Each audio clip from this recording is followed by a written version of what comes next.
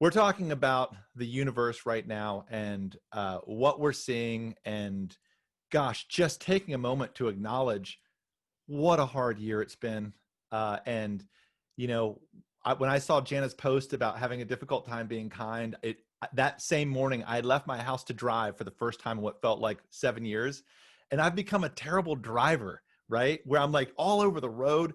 But I'm angry at everybody I'm seeing on the road, right? And so I've been really trying to be observing my own just, we can put on our face for our clients, whether it's our students or whoever we're working for, and our families, and we try to do this thing. But when inside, I feel like everybody is just somewhat tortured and traumatized from this year we've just experienced, whether we want to acknowledge it or not. And even if we're not, other people are too, and that's coming at us, right? And it is the pandemic fatigue that Steve Tressler talks about all the time. I think it's just kind of snowballing. And now we're going into a holiday season, right? Which is that it's another time where a lot of people are feeling lonely or feeling isolated. And other people live in a really tiny house with a bunch of kids and a dog and a bunch of chickens, and we're all over each other, right? And, so I've been just taking notes for the last couple of weeks of what I've been seeing. I've been seeing people on the internet being somewhat more snarky than they tend to be, right? More comfortable to express that. And, I found myself on Twitter starting to be really, a lot of tweets tend to start to come out negative, right? Like trying to make light of something or trying to be funny, but not in a funny way, right? Things that aren't normally my personality. And I think it's just, your comment, Jana, just made me exposed how I've been acting. And I was realizing that I see 25 students in real life every week. I talk to a ton of people through this community. I support a bunch of other people, and wow, how can we be our best selves right now? Right. And it all, at this point, it's almost like that imposter syndrome thing where I feel like a lot of day to day is committing to putting on that face of being kind and putting kindness out there and compassion as more of an action than just like an inner, a natural response, as we are in different times. Like we're all like bubbly, happy people putting out good vibes, doing great work. And even for us, it's difficult now. So, I was really excited to talk about this because I think it's important for our clients, our families, our day to day, just to know that we're not the only ones feeling this way. Right. And lastly, I wanted to discuss, pretty much everybody I know that works in this field, that is doing the kind of work we do. We've become critical this year to our clients. Most of the people that I know that I've worked with have had a pretty great year of business. And I kind of feel guilty about that a little bit. It's a very odd experience where I know there's so much suffering and there's so many people really struggling. I'm having a great year. I've watched my kids grow. I've spent more time with my family than I ever have. I've had a great year in my teaching business, one of the best I've had in a while. It's grown. I've been able to pass students on to other people and populate other people's studios. So, and within the general community of people that do really heart-centered, relationship-based work, it seems like on one level, they're doing well, which in the financial world or their business side, they're growing.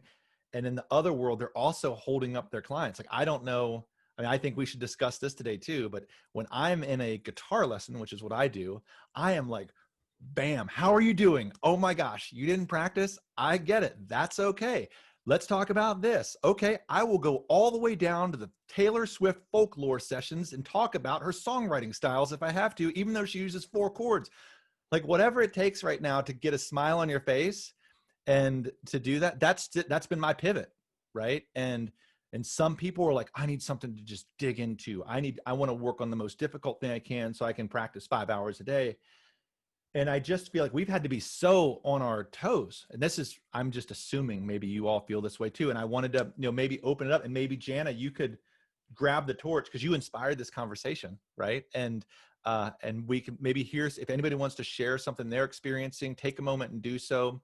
But Jana, introduce yourself and tell us a little bit about what you're feeling. Sure. Okay. So, for those of you I haven't virtually met yet, I'm Jana, and I teach. a couple days a week. I have only about 10 students. They're all online. And then my husband Jeremy and I own Studio Rocket Web Design, which is a web design company for specifically music teachers and associations. And that's sort of become our primary source of income. So I work with teacher clients and associations, those the decision makers for associations. And in fact, Eric's association in Seattle was the one to get us started with that. And then I see these 10 students. And Eric, I have noticed something very similar to what you said with my students, where I'll get a little more specific. If I go straight to the music in a lesson, it feels all wrong. And it's kind of this interesting balance because I know that parents want me to spend time with their child working on music, but I can see it in the child that we've got to start with their life. And so they need to tell me a story about their dog. They need for me to take a few minutes and care about them and then use that as a springboard into what we're doing. And so I think being a nimble teacher this year has become really important, more important than usual, and reading those kind of the vibes from the student, figuring out what they need and how music can help to serve that, and how, I guess before music serving that, how I can serve that as an adult that they are seeing one-on-one. I'm probably the only adult they're seeing one-on-one outside their parents right now. So that's kind of been one element. The other element is, and it was the thing that prompted my post on Monday. There's so much that we're juggling in life and in business, and speaking with customer service people and speaking with people around me. It's become so challenging to not have a really short fuse, especially with miscommunication. And I feel like this whole season is fraught with potential for miscommunication because everything is just simmering below the surface for all of us. So whether I'm talking with a customer service rep on the phone trying to unsnarl something, or like you said, Eric, I'm driving, I'm finding that if I don't just take a second and breathe and assume that this person is struggling with at least as much as I am, I'm going to be very short and snarky. And that's kind of how I tend anyway. I'm historically a fairly snarky person. And so with age, I've been able to soften that a bit. But boy, is it bubbling to the surface again right now. And watching people online, I think being virtual this year and the politicizing of so much that's going on has really brought that out in it encourages it to come out in me. But I'm definitely seeing it online. And so I'm having to just kind of try to have more of a delayed reaction to things so I can just take a second and think about it. Because once you say it, it's out there, whether you're saying it verbally or saying it, worse yet, saying it online where it's there for everyone to read. Um, but yeah, I guess I'm, I don't have, I'm as eager as everyone else is to hear some solutions, but for right now, what I'm trying to remind myself to do um, is have a delayed reaction to things.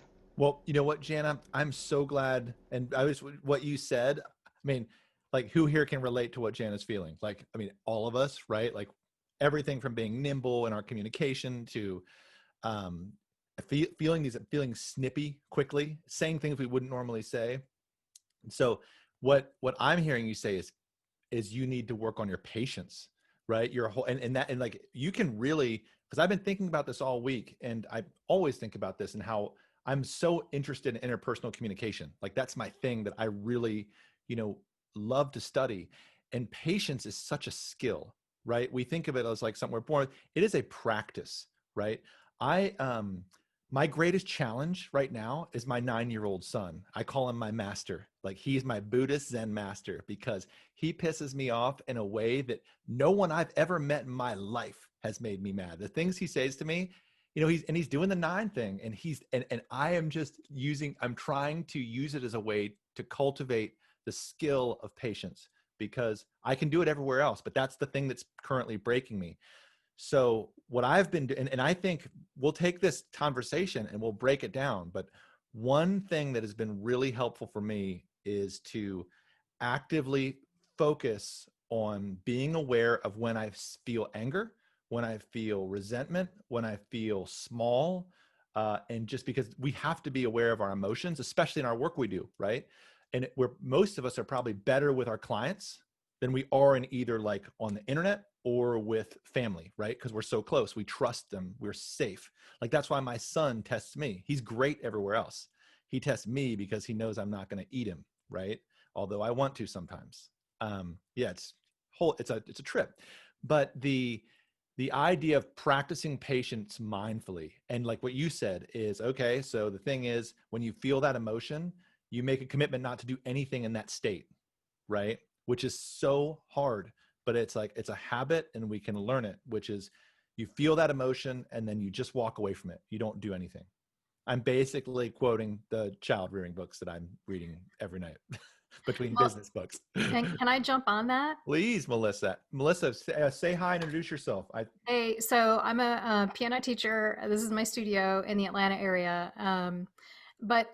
And so I'm also a writer, freelance writer, and do a bunch of other stuff too. But this is actually where Sounds of Encouragement was born, was this pandemic. So I put the link up there in the chat for Sounds of Encouragement. Yes, that's a shameless plug. Sorry. But anyway, the first episode is already up and it's about patience. And as I was doing some writing for my freelance job, I was researching patience. And then this month I was researching joy. So not only, this is fascinating to me, not only does impatience, anger, frustration, like, just make us look bad and feel bad, it actually impacts our physical well-being, our physical health. Our blood pressure rises. We're more at risk for stroke. We're more at risk for heart attack. Our arteries literally harden. They gain plaque when we're angry. And so the research behind that has been long. There's like 30, 40, 50 years of research on how negative emotions impact our physical health. What's fascinating to me, though, is on the flip side of that, a lot of people assumed, well, then positive emotions are good for us. That's a okay assumption to make. But now, over the last 20 years, the actual brain research and the social studies, behavioral studies are coming out to back it up. And I just want to share this. So I already shared a link in the chat. I have to read this to you because this to me is game changing. And so this comes from that article. If you click on the link, you'll see the article, and at the bottom there's a little video. Listen to this. This is Dr. Keltner, professor of psychology at UC Berkeley. He maintains that embracing all our emotions is healthy. Okay, we get that. But he referenced the misquoted Darwin theory of survival of the fittest. We're all familiar with that. But he also said, Darwin said, sympathy was our strongest instinct. And those communities that have the most sympathetic members will flourish and do the best. So out comes this other theory of survival of the kindest. That's pretty awesome.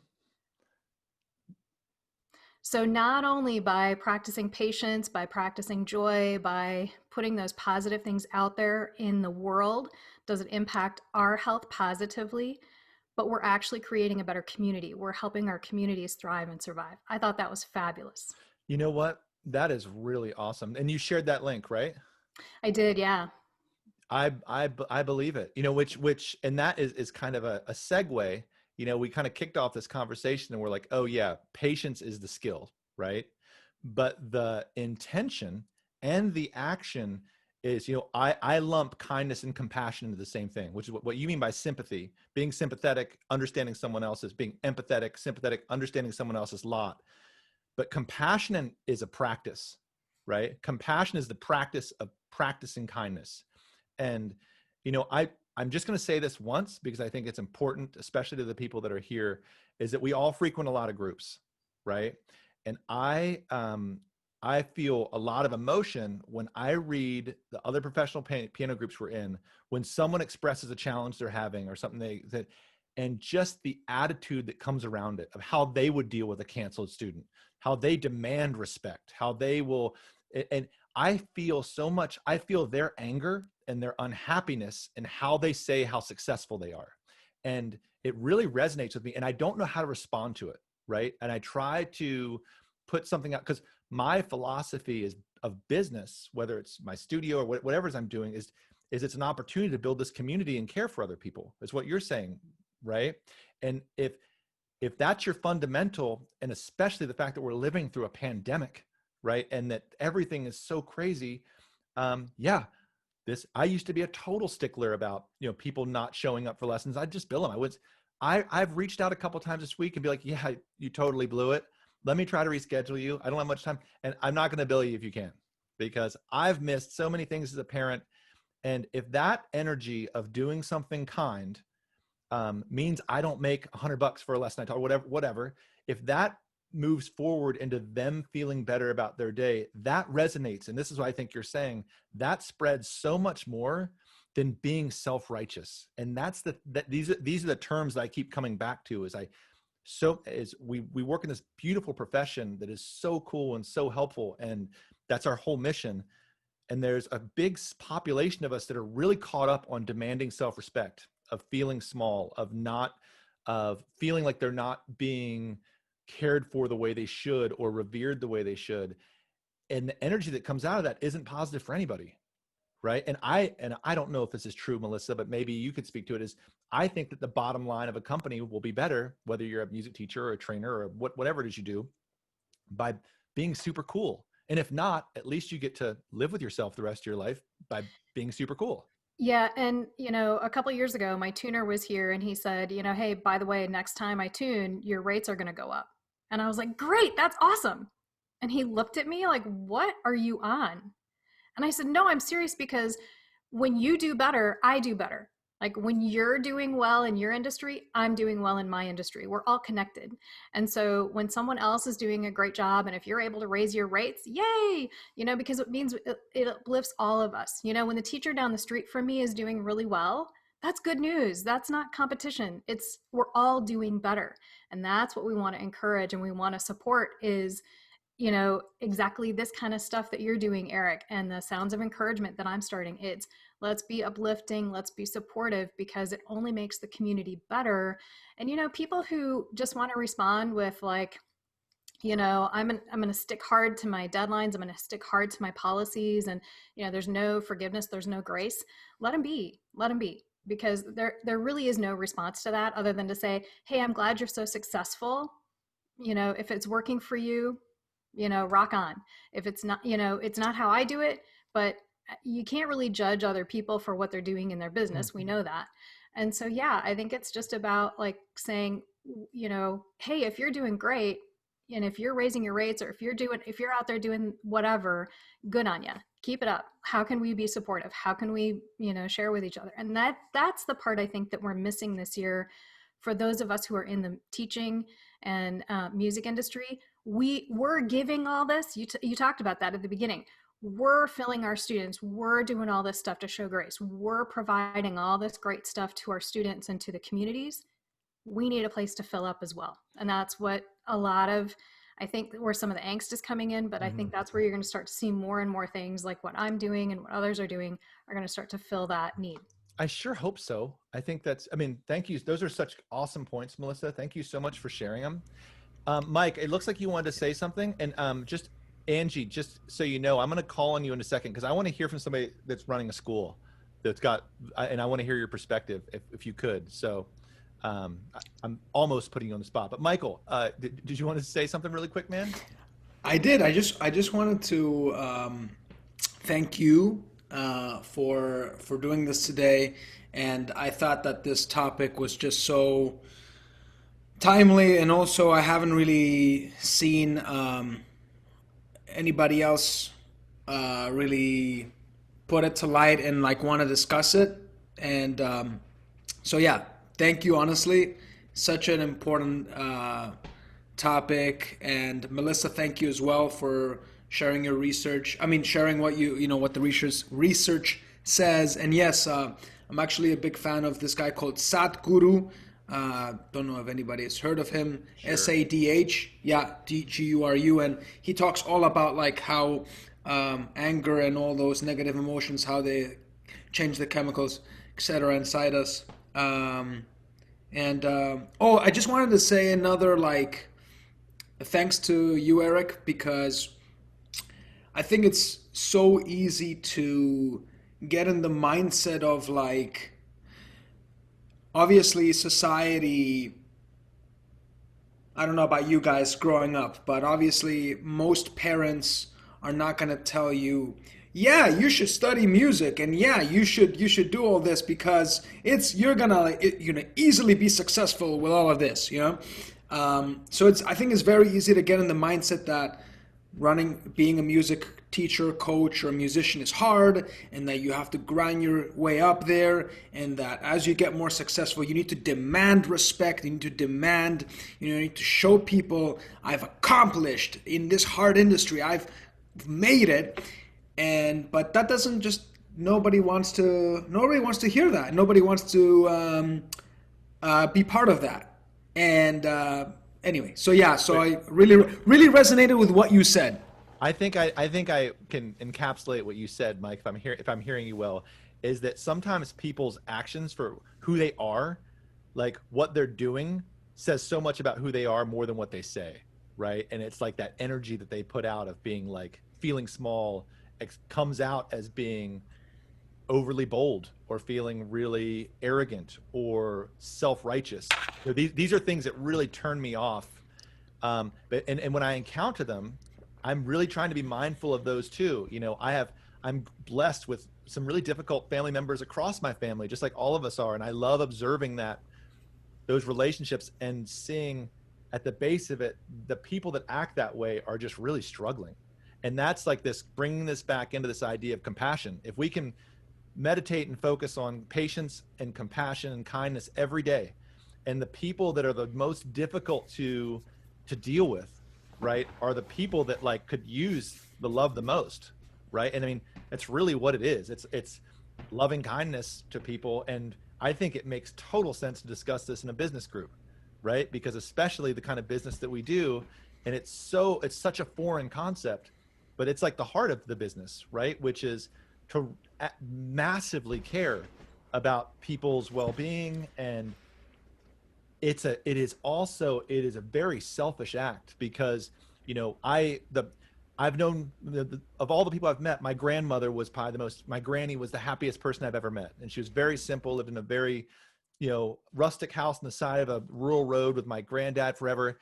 She was a seamstress, and she was just kind, right? And that's all she had. She had no assets. They had no money, but she was the happiest person I've ever known. Grew up in the Depression. And she had the greatest asset of them all. Yeah, she was just fantastic. And I've also known quite a lot of very affluent people by living in Seattle.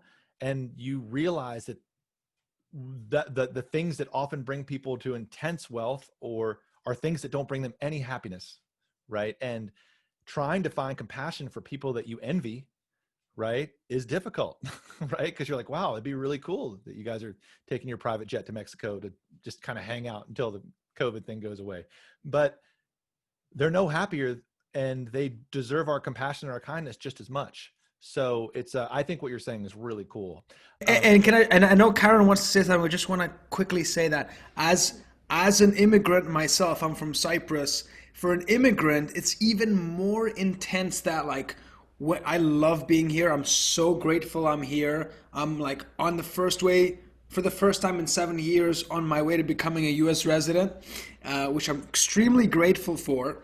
And but yeah, for an immigrant, it's like that, like coming to America, wanting to be successful, wanting to live the American dream, wanting to accumulate, wanting to be successful. That can take a huge toll on you, and not just enjoying the time that you have, and just appreciating that I'm here, etc. Well, thank you, Mike. Hey, Angie, is it okay if I just tap you really quick, and then I'll get to you after Angie, Karen? I got you in queue. Sure. So you're thinking like a perspective as a studio owner? Well, you know what? Yeah. Introduce yourself. But I know that you've been going through a lot of stuff. You're experiencing some different things. You got family. You got it all. You got the family. You're the center of a large community of music people. you teach with your partner. I mean, you've got the whole Very integrated. Yeah. yes. There's a blend, So, a work-life blend for sure. how are you feeling, and what are you seeing? Like what? Oh, it's a roller coaster. I think everyone is on it. Eric, the last time I chatted with you, I was in a dip in the roller coaster. Yes. Unfortunately, things have come up. I'll give you all some a little bit of background. So I'm Angie. I own Boise Music Lessons in Boise, Idaho, with my partner Marcus. We teach from our home. We have two young children, one of whom, as some of you have heard, doesn't sleep. Oh, I see a cat. I love pets on Zoom calls. Oh, that's been, I'm just going to throw that in.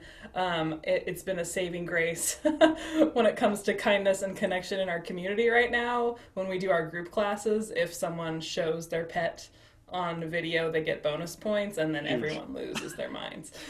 So anyway, but back to Boise Music Lessons. So we teach from our home. Marcus and I share all the things, the teaching, the kids, the business. It's pretty exciting. We've spent years trying to figure out our dynamic and find some balance there, and it's an ongoing process. But so far, what works best for us is if I do most of the business stuff and Marcus does most of the kiddo stuff, and then we share the teaching. So that's kind of where we're at right now. Our studio, we teach through one-on-one lessons and then group classes that we call Hootenannies, and we teach through songs. So every 3 weeks we're learning a new song together as a studio that we work on in their one-on-one lessons, and then we come together and we do a jam in the group class in the 3rd week. So it's a really fun setup. I feel like it has some built-in motivation, where it keeps people like excited. I think, Jana, you were talking about not wanting to dive right into music when you see folks these days. For us, that is like, we don't dive into, we haven't even looked at people's books in the last couple months. Like everyone will come in and they'll be so, downtrodden, and then they'll go, oh, is there a new Hootenanny song? Can we do that? And so last night I taught this family for an hour, and we just played the one song that we're learning as a group, and they were so happy, and it was the one thing that they'd done in person all week. And just for context too, we had a studio in our house, but now we teach outside in a greenhouse with like masks and Cool. distancing and that kind of thing. So yeah, we'd had a lot of folks not renew. That's when I chatted with Eric last, because we kind of do bigger commitments. So our students commit to 6 months or a year at a time. And so we had a lot of our annual people. Usually that's our biggest, most robust, asset to our studio. We had a lot of our annuals not renew for a lot of different reasons. Not even reasons we were necessarily expecting, but I think people are just kind of looking for ways to simplify, and music was just one of those ways. Hey, So Angie, yeah, go ahead. because that's not to interrupt you, but Sure. so a lot of your annual people didn't want to recommit, and you said it was a lot of reasons. So was it not job insecurity, or was it? Did you get some feedback as far as? We did. It was surprising.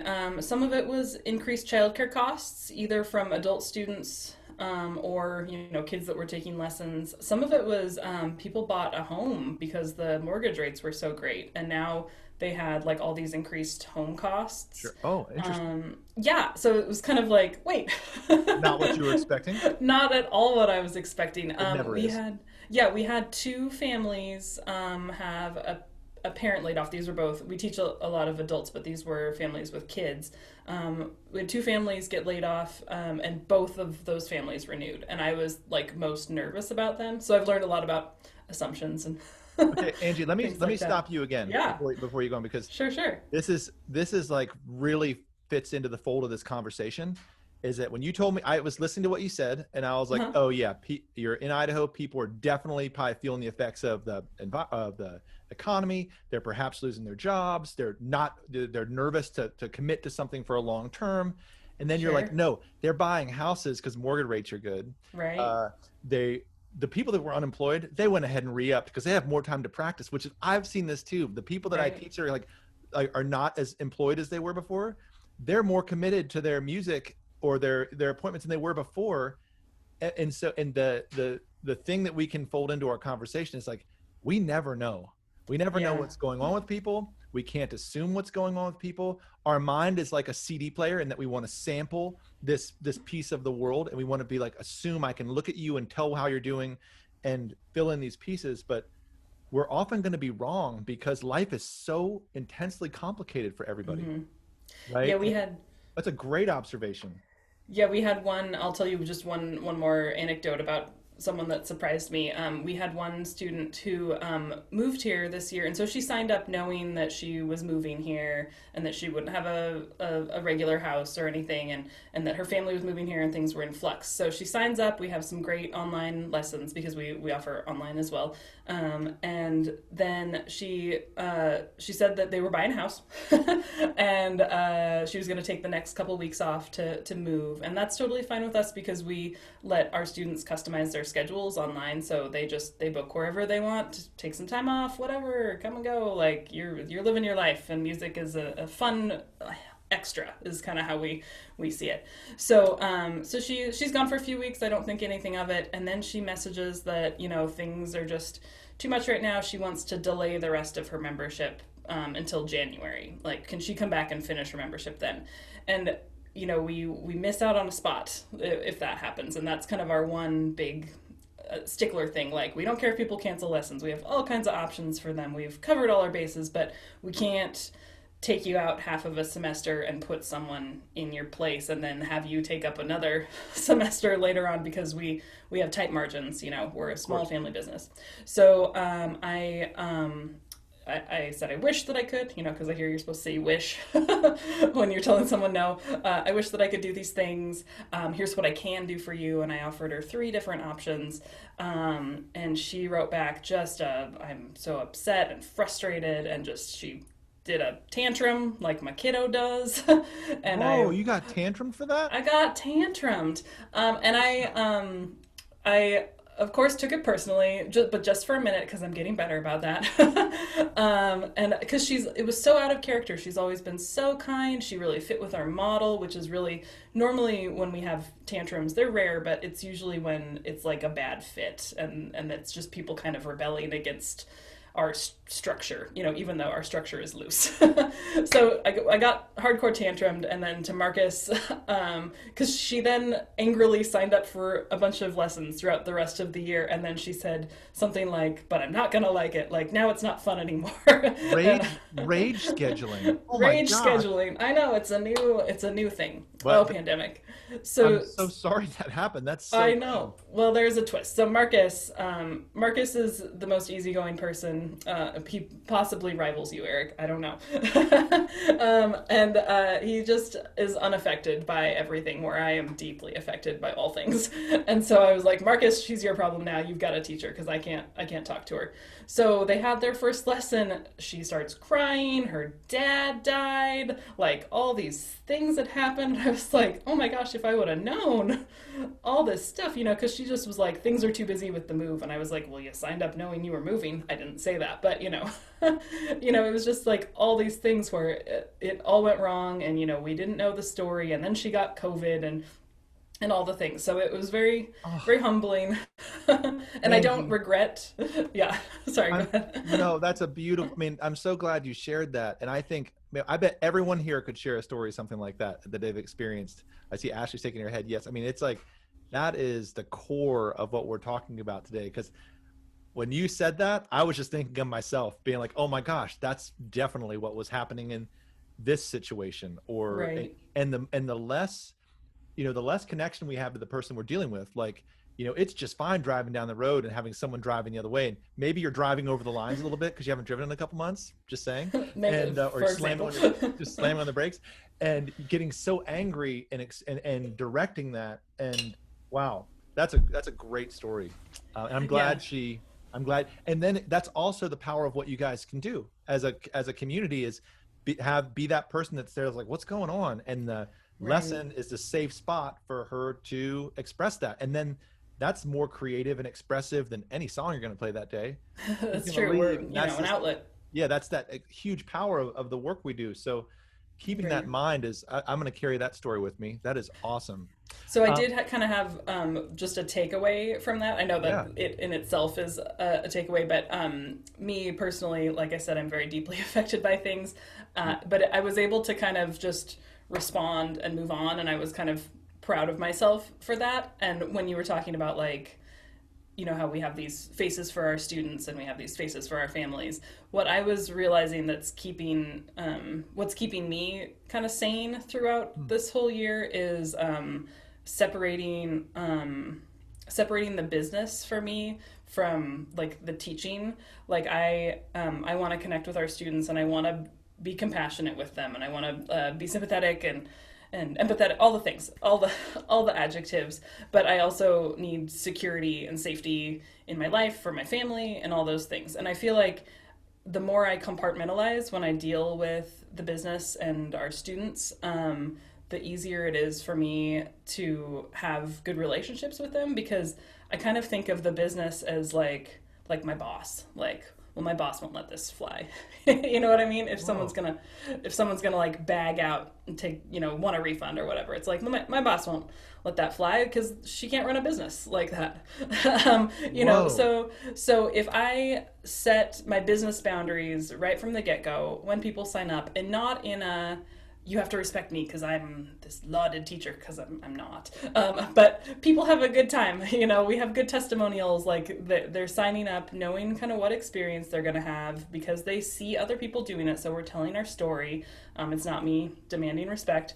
And then when they sign up, you know, they know what they're getting. So it's like education on the front end, and they know like how the payments work, and everything is taken care of on the front end, so people aren't aren't burdened with it when we now have these teacher student relationships and these interpersonal relationships. So I can come back to, well, when we signed up, here's what you signed up for, you know, and here are your options. Like the options are already set like from the get-go, so when we run up against these things later on, I don't have to like police them and like be mad and then vent in a group. Like it's already taken care of, and then I just have to like deal with it and move on and look for someone that's a better fit. So that was kind of my takeaway from this You know, whole Angie, I experience. would guess that was a real process for you to develop those skills. And like, I love what you said about basically giving the business like a persona almost, like you, Right. because that is a difficult thing because it's your baby. That Right. is your, you Yeah. put so much energy into it. And and then that brings in this idea of attachment, right? Is Hmm. that we're attached to this baby and that we put and to Right. be, And if people don't see the value and the cuteness in my baby, oh my God. yeah, yeah. Well, there was a lot of good takeaways from that. Thank you for sharing. Yeah. Hey, Karen, did you want to? I saw you raising your hand a second ago. And hey, before you do, in a few minutes, I want anybody that has a topic that would like to touch on, or would like to put in comments. Go ahead and send it over to me. So we'll make sure we put some time for that at the end. If there's an issue you've been working on or something you just want to throw out as something you're working on or would like some feedback on, please do that. Because I can't see everybody, make sure anybody that wants to share or say something gets heard. So go ahead, Karen. Yeah, what I was thinking about this whole thing is, especially throughout this pandemic, is really trying to be aware, A, that a lot of people are reacting out of fear, and also being super clear on what my own fears are. Because there have been the two polarized spectrums that I've seen, just thinking specifically about the unique position that we are in this year, is there seems to be two schools of thought. One is hugely afraid of the actual virus, horribly afraid of getting it. Um, and yeah, there's that fear. And those are the people who are like, how dare you not wear your mask? How dare you gather? How dare you this, that, the other thing? You know, like we have responsibility as a community. But the thing is, it's not about the responsibility, it's about them alleviating their own fear. Um, and then on the opposite side of it, you have people who are super scared of government overreach. And that's also a legitimate fear. And what I've been realizing, what the hard balance for me to strike has been, is validating the fear without without pretending that fear equals facts. If that makes sense. And Well, also just yeah. as um, you know, helping people and this is probably just the German in me, because I mean, literally, I think about this in high school, we actually had training on this. We had a lot of, I mean, more training than I've observed in the American school system, in terms of being like, okay, well, you can't just tell someone their argument is valid because you think it's stupid. You actually have to give, Oh, give backup. So we were, I mean, and you weren't even allowed to start. I remember in classroom discussions, one kid once responding to something I'd said and said, "Well, that's stupid because," and the teacher's like, "Nah, you can give you can give your reasoning, but you can't just put the no more stupid on it." wait, are you That's there? Oh yeah, you froze up. invalid. Anyway, sidetrack. Validating the fear without equating the fear as being facts. You know what, And then Karen? just as Melissa was saying, yeah. Oh no, keep going. Finish your sentence. Hello? Yeah, you're freezing. I think you might be freezing up just a little Oh, bit. sorry. But Got it. Okay, got it. That's what I was wondering. but let me, That yeah, what Melissa was. We have like a delay happening right now. I think you're just freezing. Go ahead. I'll just wait. Yeah. Anyway, I'll just say, just validating the emotions, and then for my own clients in my own voice lessons being very much the process of helping them to take responsibility for their own emotions. Learning how to ask the kinds of questions on the front end, like Jana was talking about, learning how to ask those questions that very quickly get to the heart of what the student is feeling in that moment, so that we can then get past it. And the whole idea of not trying to necessarily get past it as quick as possible, but very quickly getting to the core of it, which oftentimes solves the problem. I've seen students have, struggling to phonate, and we're techniquing the heck out of it. And then I'm like, okay, what's going on? And then said student bursts into tears. We have like the 30 seconds of, oh my gosh, life is hard. We start singing again, and it's like magic.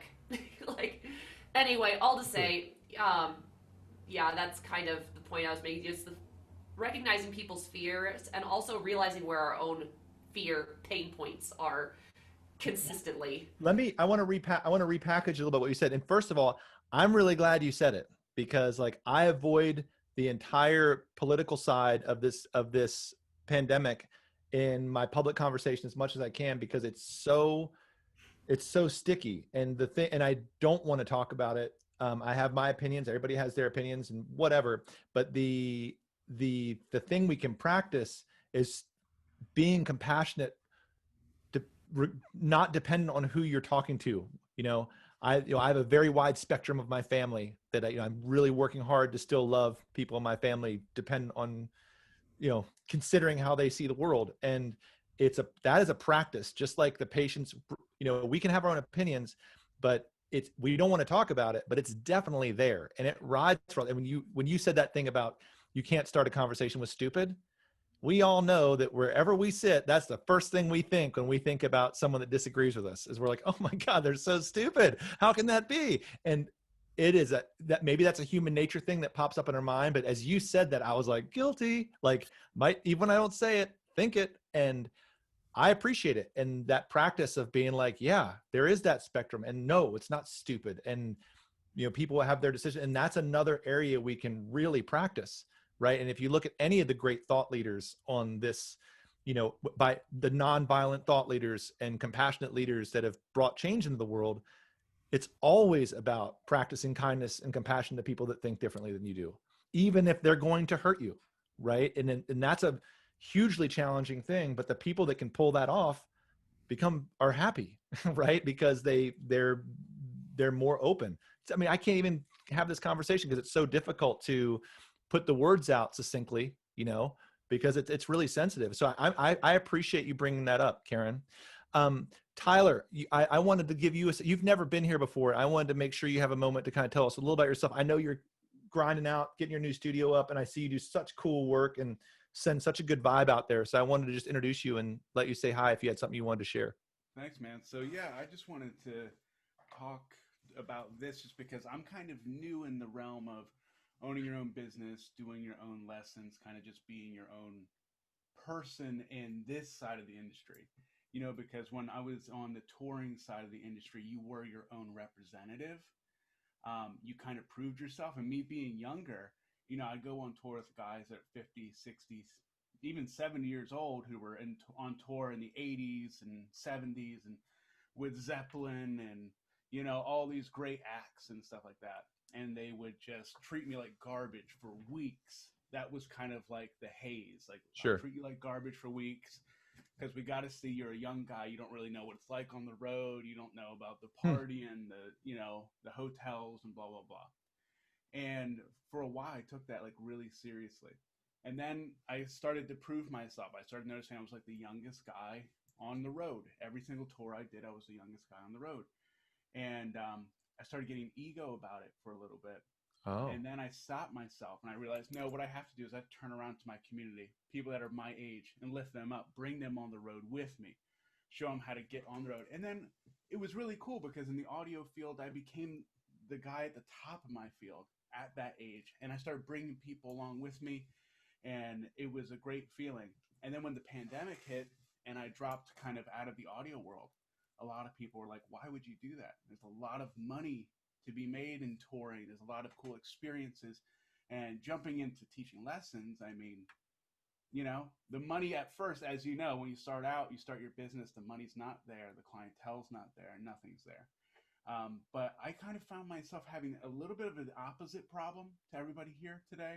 Everybody here today is talking about like cancellations and what if students need to reschedule and how are we going to plan that and how do we, walk that fine line between being really strict and being, a little loose. I find myself being a little too loose sometimes because I'm like, man, I'm so thankful to be here and to teach and get my stuff up and running because I used to be on tour with Axl Rose. I used to be on tour with whoever. And it was just like, whatever, kid, you're shit. You're shit here. We've been doing this since the 70s or 80s. You have to prove yourself every time. And, if you're awesome, cool, we'll invite you on the next tour. But that's that. It's very, nobody said thank you. Nobody cared what you did. Sometimes we wouldn't even get catering, But that's so not who you are. You're right. And you're like the opposite of that. Getting like really appreciative of people and of music and what music meant to me before I was that touring audio guy, before I got on the road. And that's been tough because now I have these students who are like, I'm so thankful, I'm so grateful. I have parents saying, you're bringing this calmness to my kids' anxiety. They don't feel that anxiety anymore. And then I'll get a cancellation or something, and I'll be a little too lenient. I'll be like, oh, it's okay, guys. Like, I understand. That's cool. But then I'm like, but I really need the money. I can't I don't want to be a super hard ass about it. But at the same time, I'm like really appreciative of the opportunity I have and the awesome support system I have in my community. But so well, Tyler, let me, I think Mike wanted to say something too, but I've followed every post you've made since we met each other. It's been like 6 or 7 months. And man, I've always, cause it's like a guitar player. Nice. And, I can tell in the first week of your post, like you come from a total place of kindness. Like that's your trip, right? You're like overly, like super kind, overly kind, never a negative post unless you're calling out someone being negative. I've read them all. Like I've seen your ads, I've seen your stuff, your promo shoots. And I've always been like, oh man, you're going to do great. And this is long tail, right? Because people, it's like that Maya Angelou quote, people remember how you make them feel. Right. And it is the most important thing any of us will learn. And I've seen you, as we've gotten to know each other and I've seen your studio go, you embody that, so stoked about playing guitar, but you're also so nice to people. And so if you were to post that in like Professional Guitar Teachers or Piano Teacher Central, you would get ripped apart and they'd be like, well, yeah. And they're not understanding that there's a lot of self-respect and strength and kindness. Right. And so, yeah, you might be like an old dude and not have like 8 houses or something, but you can be an old dude and have like, 700 kids show up at your funeral and all like jamming your favorite Van Halen solo together or something. I don't know. Like that's kind of how I picture my funeral maybe being, if Yo-Yo Ma's not available to play Appalachian Waltz, just saying. But these, I don't know. I've been really impressed with how you've rolled your studio out. And, I think that as a model, and that is, a strategy is actually really good. A, you get to live with yourself. B, you get to be a cool person. And C, like long term, that scales. Like you have to believe that's going to, really help your business. So I appreciate you sharing that, and look forward to hearing more about it. Mike, did you want to follow up on Yeah, that? hey Tyler. Yes, I just did. I wanted to just say what an amazing group of people today, and it's great. And it was really illuminating hearing from you, Angie, and what you had to go through. And hi, Jana. We've spoken before. I've never seen you in person, meaning But Tyler, I would suggest talking with anybody here will be able to give you really good advice on like how lenient or not you should be with cancellations and stuff. I mean, we've got people here that have been doing this way longer than so they can tell you. But I just wanted to say that and I don't know if you already do this, but you can totally market yourself and have a differentiator in your guitar teaching studio. And by the way, I'm a guitar coach myself. So you can totally brand yourself, market yourself in a way where like you actually have heard the greats, what you have an experience that most guitar teachers never have, that like experience of seeing the greats perform, and you can totally build a guitar studio, a guitar coaching business that's so unique, and like that you can, say it can be more all about the performative aspect of music and how to stand and how to, like imagine being on stage and what to do. And I don't know if that's your thing, but as you were saying about you being on Guns N' with, all these bands, that's what I thought. Yeah, Mike, I want to jump in immediately to what you said and what Melissa said, because I think this wraps up into a kind of cool way to kind of piece together our day. You were correct. When Tyler led off saying that he like works with Elton John and Guns N' Roses, I was like, why in the heck have we not heard that in your marketing materials up to this point? Right? Like that's huge. Like that is something huge. It's really powerful. And that's something we can talk about further. But yeah, that is a huge opportunity that most people, including myself, don't have. That would be, it's marketing love right there. Marketing to your strengths. Also, it's someone external saying that they like it's a testimonial to you, so you don't have to say respect my time. It's like Elton John respects my time. Wow. You should too. Yeah. Yeah, you've got that built in, so share it. Our studio was featured by Good Morning America this year, and I was really excited about it, but people don't know because I don't tell them. So last night I updated my Instagram bio to include that, so I don't have to just like tell people over and over. But it was really embarrassing. So I hear it's hard to like toot your own horn, but you're not. Other people are giving you their vote of confidence. It's an external thing. So you've got it. That's awesome, Angie. That's been a tough thing. And I think Eric, you might dig this. Being a heavy metal guy, a lot of it is about like not tooting your own horn and not saying all the things that you've done or accomplished because it comes off as arrogant. And that was something that I had a hard time with when like coming into the metal scene and playing out live, because I'd say, well, this is like, even when I would encounter other bands or promoters, I would say, hey, this is how we do it live on the road. We should do it this way so we could get better promotion, better marketing and advertising and stuff. And people would just shut me out right away and say, look, we don't care that you work with whoever or you've been on the road or whatever. And it just comes off as arrogant and pompous. So like I stopped telling people, like you'll see pictures of what I do, on the Facebook or Instagram or whatever, or the TikTok or whatever, what I do, but I won't talk about it now just because it's always kind of been one of those things where people throw it kind of in your face, like, hey, Tyler, it was jealousy. It was jealousy. That's what it was. It was jealousy 100%. Yeah. You telling people how awesome you are, is your duty, and people should know. People should know, and then they can seek your advice. They can have more concrete and specific advice for you because they know you're an expert in so and so, and you have these experiences. Beautiful. Yeah, and I would love, Tyler, you're just talking to you today. I've got some marketing concepts for you for targeting that I would love to share. So DM me, don't forget, because I have some ideas for you that I think could be really powerful for what you do. I have just a minute before I have to run, and I really appreciate, this has been such a good chat. My heart feels better. I don't have to go for like 6 minutes. If anyone has to jump, please feel free. Ashley, we didn't get to hear much about you, but I did get to talk to you a bunch the other day. I don't know if there's anything that you'd like to share or discuss, or if not, that's fine too. This is pretty laid back, obviously, but.